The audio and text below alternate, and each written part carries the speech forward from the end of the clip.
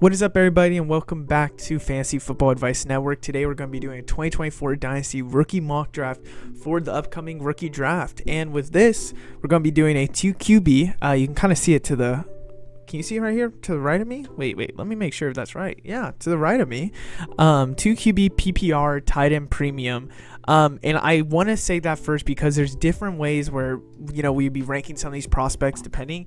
And I am not 100% on this. Oh, and also with landing spots. So we're going to look at the most recent NFL Network 4-round mock draft. It wasn't the most recent mock draft from the NFL Network, but it is the most recent multiple round mock draft, so we can be really looking into some of these guys, try and find some ones with like 3 rounds. There's only going to be 2 rounds today for the mock draft, but I am very excited to talk about this. Other than that, make sure to like and subscribe. If you have any questions with this, I'll answer it down below. So first, going off, we're going to go 101 with Caleb Williams, and it's kind of official that he will be going to the Bears. I would be shocked if he does not go to the Bears, especially the fact that trading Justin Fields, they kind of also already hinted that it is him number 1 overall. And the thing is that people want to say Caleb Williams going to the Bears is the worst situation ever. This is horrible. Why would you go there? Caleb Williams should hold out. There is only certain instances that the number 1, and people call the Bears the worst team. There's only certain instances that the number 1 pick is not the worst team in the NFL. And not trading up to that team. The Bears were not the worst team. They were the 9th worst team. In other years, previous, Caleb was going to the Panthers, which imagine if that happened. With this, though, Caleb Williams goes to the Bears. Great wide receivers already. Maybe, potentially, later on in this draft, you'll see they do get another wide receiver.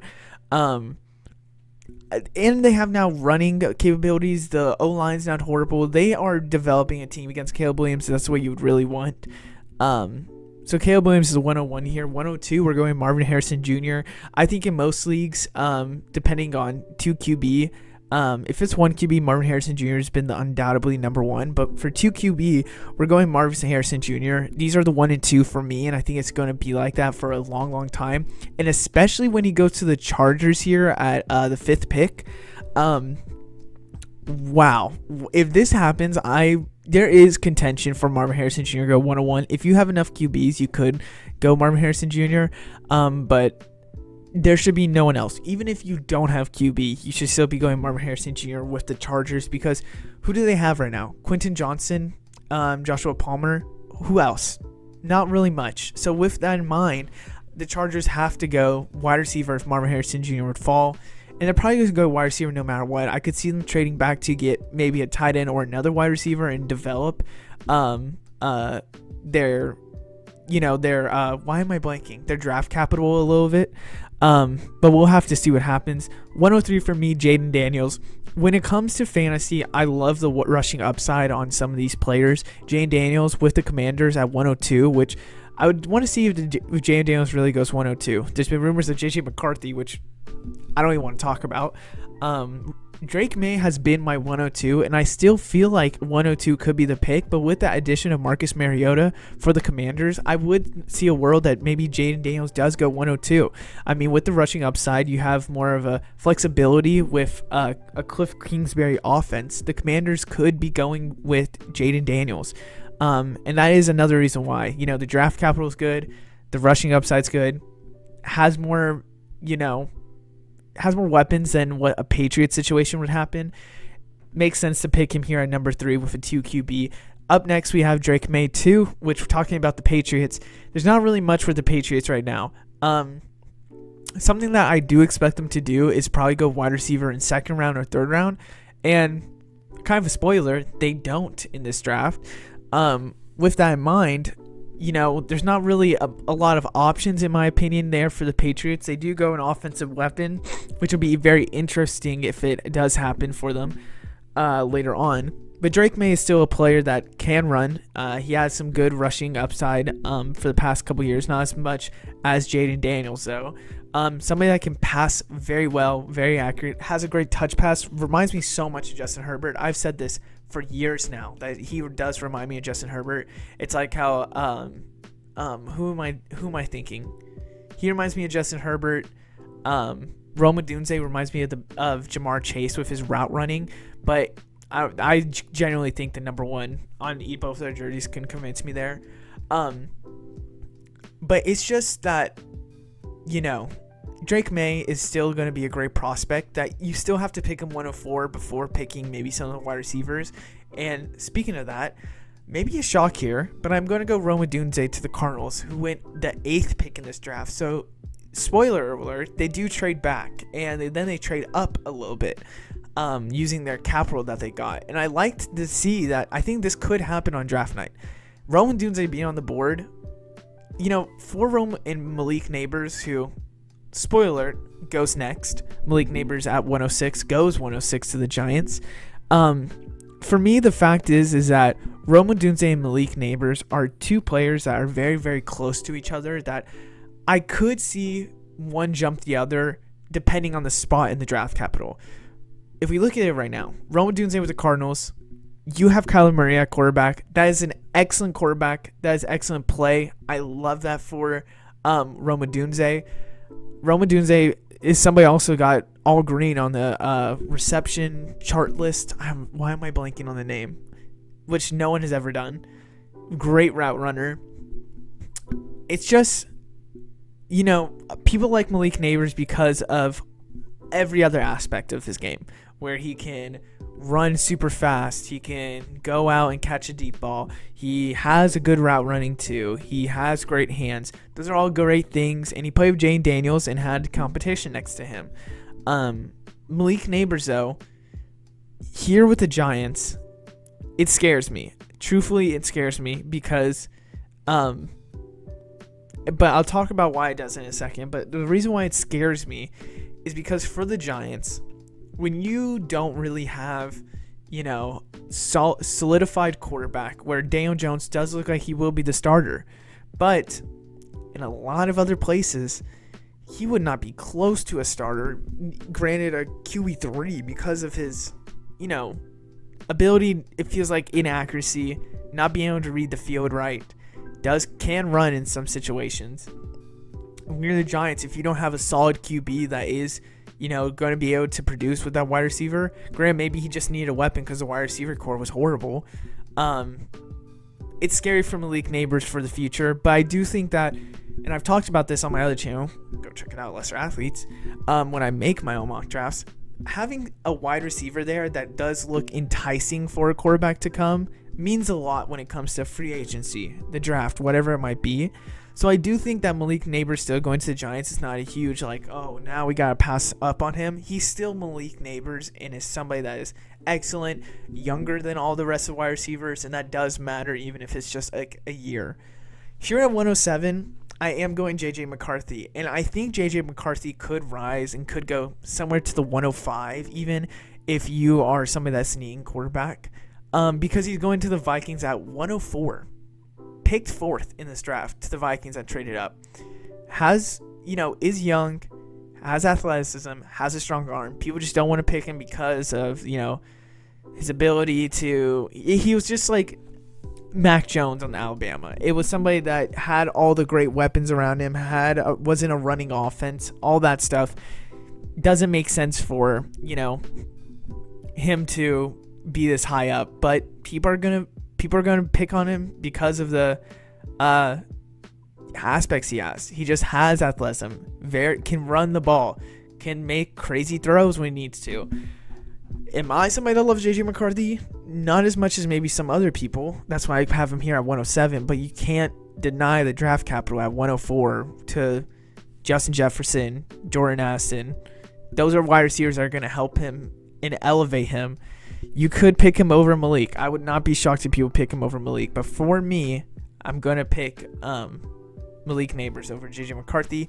And I could see a world where you pick even Brock Bowers at 106, 107, 108. Because to the Jets, it's not bad. The Jets don't really get another weapon in this draft. They already have Mike Williams and Garrett Wilson. But how much is Mike Williams really a down guy? He's somebody that is probably going to be a downfield threat that's going to elevate the offense.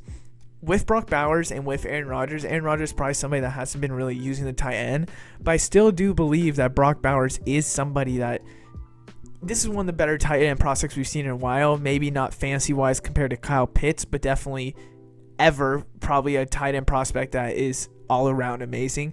Being able to block, being able to receive. Those things will make him jump up way higher than any other tight end we've seen in previous mock drafts or any drafts at all. I'm talking about years to come. There's a reason why Dalton Kincaid didn't go all the way up here is because he was a receiving guy, not really a blocking guy. While Brock Bowers is somebody that has yards after the catch, can catch the ball, and still can block for you. So I have him here at 108. At 109, we have Bo Nix. In this mock draft, that I do not believe this will happen, and if this does, then fair play. 112, 12th pick to the Broncos. And the reason why I have him so high over somebody else, who we'll talk about in a second, is because this is probably somebody that is going to start day one. I mean, if you look at even their QB depth, you're right now looking at probably Jarrett Stidham kind of starting up, which if Jarrett Stidham is a starting quarterback for you, I think the tank engine is immediately coming towards you. So is this going to be somebody that takes a step back? I don't think so. I really do think Bo Nix is going to be someone that starts day one, and that's something huge. Draft capital means a lot when it comes down to getting picked. So he is here at 109. At 110, I have Brian Thomas Jr., which for a long time, he was my locked-in 108. When you look at the wide receiver rankings, he is wide receiver 4 no matter what for me. But for him to go to the Cowboys, it does suck a little bit. Kind of hurts his ceiling more than his floor, because I think his floor is fine, but his ceiling maybe is hurt as much. Because I thought maybe there is a wide receiver 1 guy into him where he's somebody like going to the Jags, somebody that could easily later on in life become their wide receiver 1. When he goes to the Cowboys, you're probably locked in wide receiver 2, but with Brandon Cooks there, with some other players there, he's probably going to take a second and then become that fully wide receiver 2. And I wouldn't be too worried because Dak is somebody that is, passes a lot and has ability to, have a high volume. Now, Dak isn't locked in for the long term, but he is somebody that is going to help him short term. I think they're going to play out through his contract before getting an extension. Other than that, though, I do think that he's still going to be someone that does produce. Talking about even with people around him, up next at 111, we have Xavier Worthy going 19th. The Chiefs trade up for Xavier Worthy. The fact is that Xavier Worthy breaking the combine is probably meaning that he's going to the 40-yard rush, I should say. He's going to be somebody that does probably go in the first round. I would not be shocked. When you break that type of record, it doesn't really show that you are the fastest guy on the field. It shows that you have the ability to run and you can, lift the safeties up, be able to extend the field play leverage a little more. And for Xavier Worthy, when you already have Rashid Rice, you already have Hollywood Brown there for 1 year, you're probably looking at him as a wide receiver 3. And you're probably looking at him as, somebody that is going to take up the ranks of what a Hollywood Brown would be.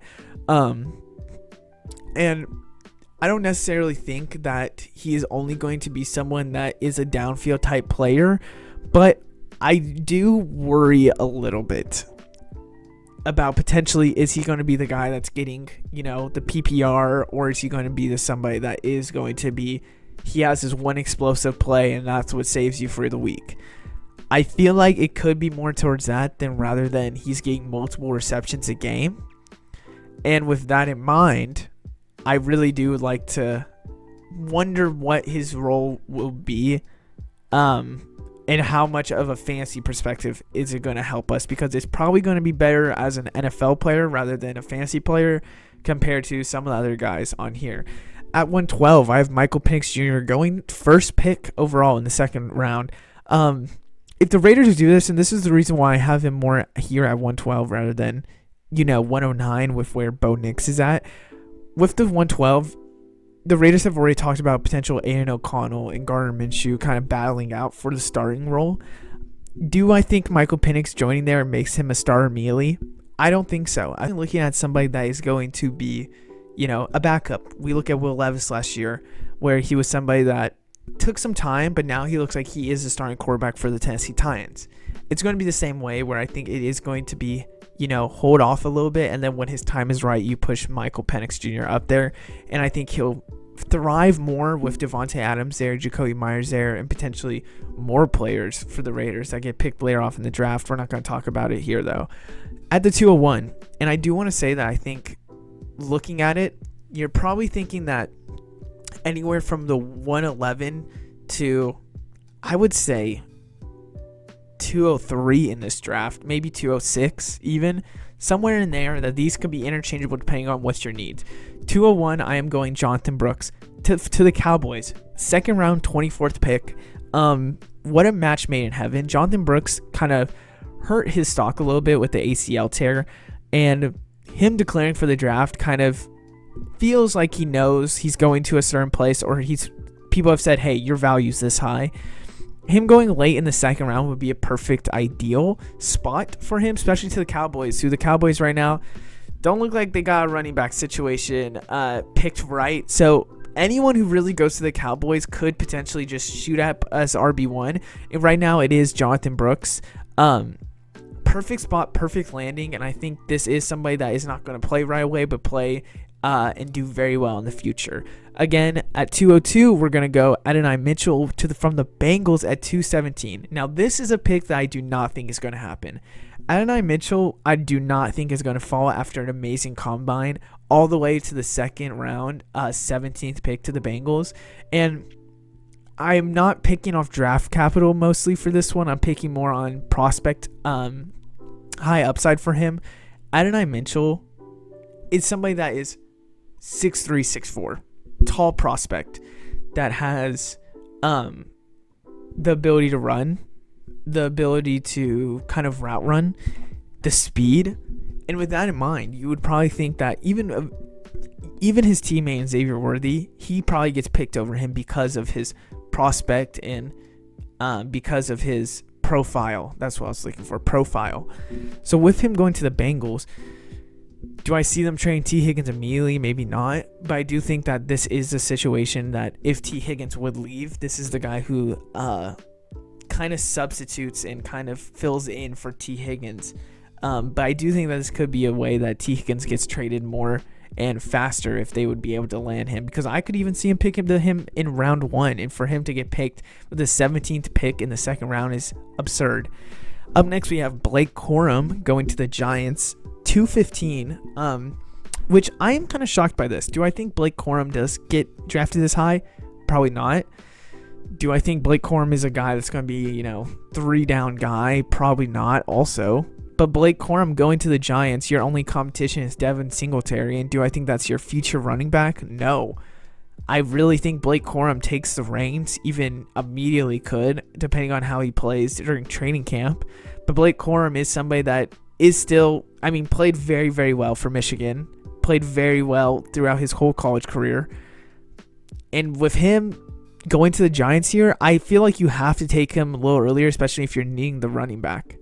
204, we're going Troy Franklin. I was expecting him to go crazy at the combine. Didn't go as crazy as we would hope.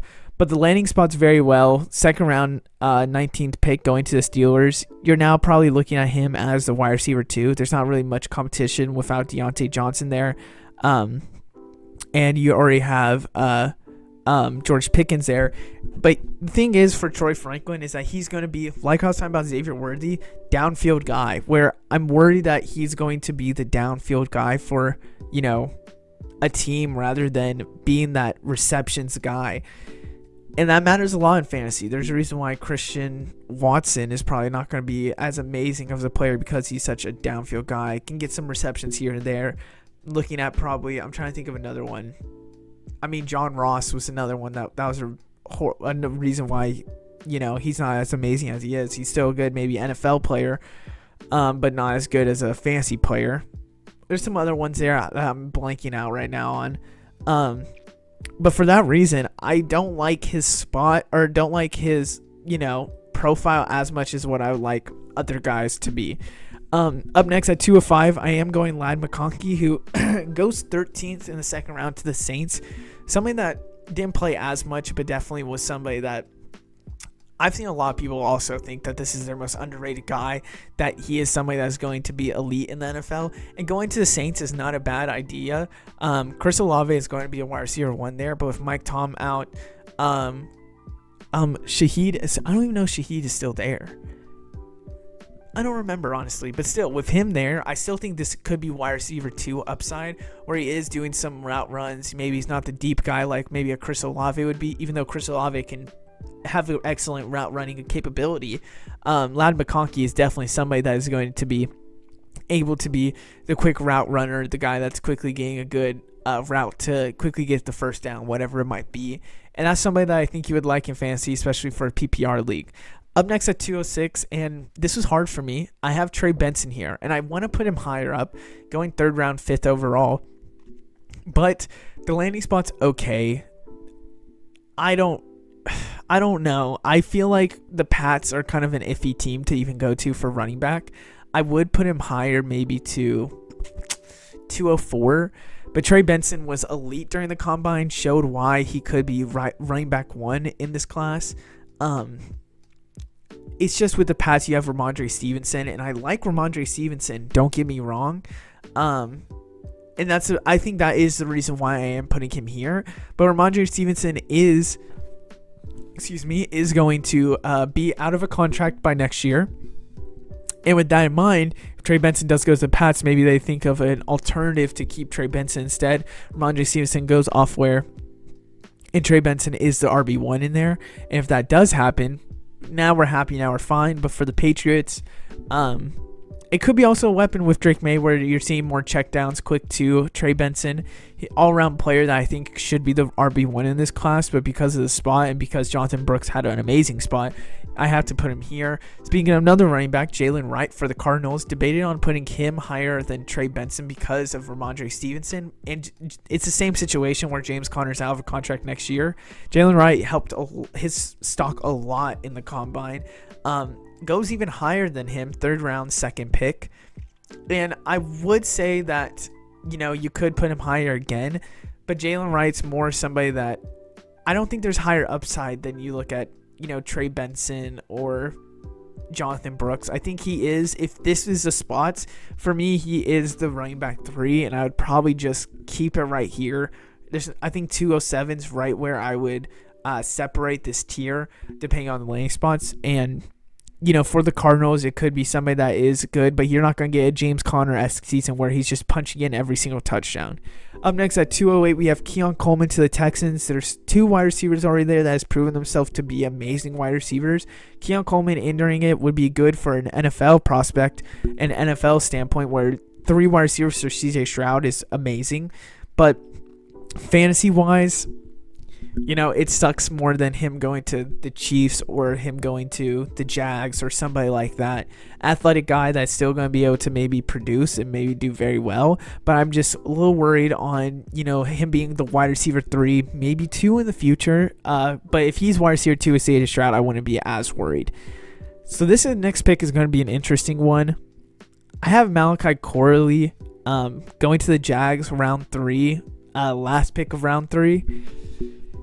And there's a reason why. It's because the Jags right now, they're a little iffy for me. You used to have Calvin Ridley. Now you replace him with Gabe Davis, who's more of a downfield threat. You have Christian Kirk.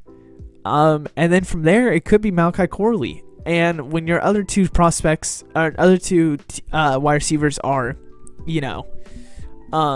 27 and I want to say 28, they're right around there. Malachi Corley could be the guy that has maybe not wide receiver 1 upside, but wide receiver 2 upside in the future. I would like to maybe try, if it's the end of round 2, I'm going with high upside rather than anything else. Because are you going to get the next, superstar from round 2? Maybe not. Like end of round 2, maybe not. But you definitely could be getting someone that's still worth something, that is a high upside player. And I would do that easily with Malachi Corley. 210, Xavier Legette going to the Colts. Again, another wide receiver 3 situation. And I would bet more on Keon Coleman with CJ Stroud there than Anthony Richardson. Because I don't think Anthony Richardson is going to be throwing as much to his players than CJ Stroud would. And Xavier Legette, it's been a red flag for me with his age. Like 5th-year senior, broke out on the last year. Always a red flag no matter what. And going to the Colts, where he has Josh Downs locked in, Michael Pittman Jr. locked in. Alec Pierce is someone that's even decent there. it's a little scary for me to kind of commit to. Another interesting thing that I want to talk about, that if this would happen and be wild, 211, I'm going Ben Sinnott. Sinnott. I have not really said his name out loud ever, and there's a reason why. He's going second round, 7th pick to the Panthers.